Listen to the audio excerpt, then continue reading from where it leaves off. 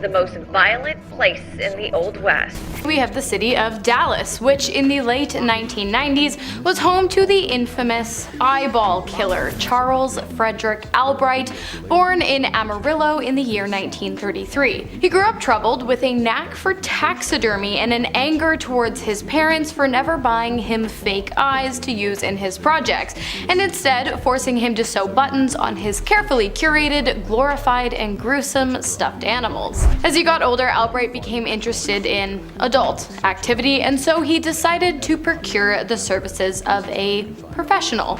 But she gave him an infection and he was pissed. A few years later, on December 13th of 1990, his anger turned to action. He violated and killed a working woman before carefully and completely removing her eyes from the sockets. 2 months later, another worker was discovered missing her eyes, and a month after that, a third. Eventually, a tip led police to Albright, but despite evidence found in his truck linking him to all three killings, he was only charged with the death of his first victim. He was sentenced to death for his crimes and was executed in August of 2020. Next up, we've got the head hacker of Houston, Texas, of course, a man or men responsible for the deaths of 5 women in Houston during 1979. The first death to occur that year was a woman found dead in her home, tied to her bed with a pillow covering her face, or at least that's what Bob Smith, who found the body, thought. Unfortunately for him and the victim, Elise Elaine Rankin, when he lifted the pillow, he quickly realized that her head had been hacked off, and signs of forced adult activity were also present on the victim.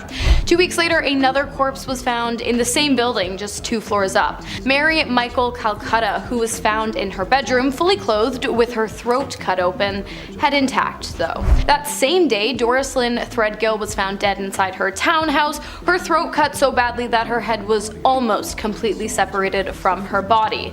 A few months later, Joan Huffman was found dead in a local park, and on the same day, a man named Robert Sprangenberger was found inside the trunk of a white Dodge car with his head completely removed from his shoulders.